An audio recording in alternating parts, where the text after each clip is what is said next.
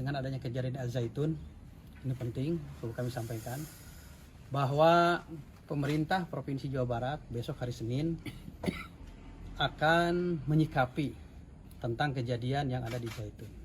Sebenarnya kami sudah beberapa kali menyikapi sesuai dengan perintah Pak Gubernur, bahkan menguatkan kembali Pak Gubernur tadi malam memerintahkan kepada saya untuk merespon apa yang terjadi hari ini tentang Al-Zaitun.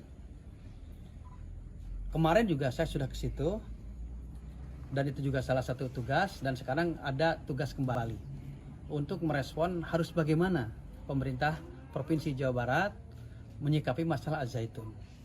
Karena pemerintah ini bisa melaksanakan apa yang diharapkan oleh masyarakat kalau pemerintah tahu apa yang diharapkan dan diinginkan oleh masyarakat. Apalagi menyangkut pondok pesantren. Nah, sekarang ada kejadian kemarin. Untung pihak aparatus itu bisa mengantisipasi sehingga tidak terjadi hal-hal yang tidak diinginkan antara muslim dan muslim. Bahkan tidak terlalu kemungkinan antara pesantren dan pesantren. Kejadian kemarin yang sukses adalah yang mengadu domba.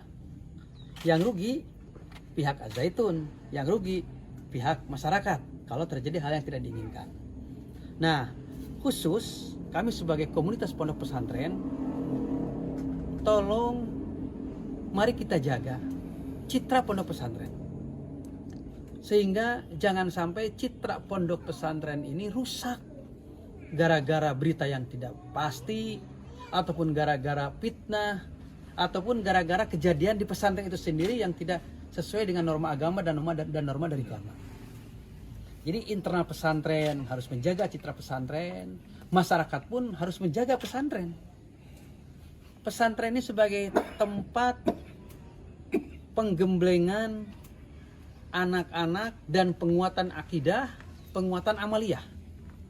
Pesantren sebagai benteng akidah, pesantren sebagai benteng moral. Oleh karena itu mari kita jaga bersama-sama. Bukan berarti tidak boleh mengkritik, bukan berarti tidak boleh mengevaluasi, bukan berarti tidak boleh memberikan masukan kepada pondok pesantren. Silahkan, tetapi dengan cara baik dan tidak dengan cara merusak citra pesantren itu sendiri. Saya berada dalam keadaan yang belum bisa membuat sebuah keputusan pihak pemerintah Pemprov sebelum ada gerakan permusyawaratan yang akan dilaksanakan pada hari Senin nanti. Jadi minimal saya akan mengundang 300 kiai. Di situ ada Ormas, ada Kemenag, ada MUI, dan juga ada pimpinan pondok pesantren. Karena tidak semua pimpinan pondok pesantren, ulama, syaihul masaih masuk kepada pengurus MUI. Tidak semua masuk pada Ormas. Ormas Islam maksud saya, bukan Ormas kemasyarakatan. Nah, oleh karena itu harapan kami tidak terulang lagi pengerahan massa kepada pondok pesantren, karena pondok pesantren juga kan nanti akan bergerak.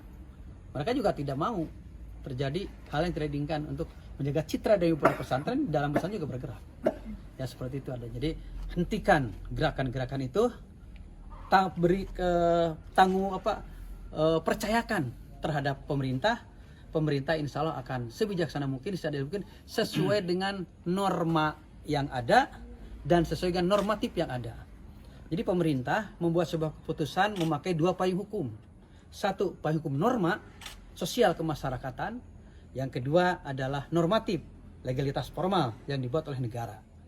Kemudian juga pemerintah insya Allah akan bijak membuat sebuah keputusan sesuai dengan aturan yang ada dan akan bijaksana sesuai dengan situasi dan kondisi yang ada, sekalipun agak sedikit bertentangan dengan legal formal yang ada. Seperti itu. Jadi sekali lagi saya kuatkan, tolong jangan main hakim sendiri, jangan ada pengarahan massa, tunggu dari pemerintah. Insya Allah pemerintah pun tidak tinggal diam. Kok selama ini pemerintah diam? Tidak. Saya kan sudah pernah ke sana.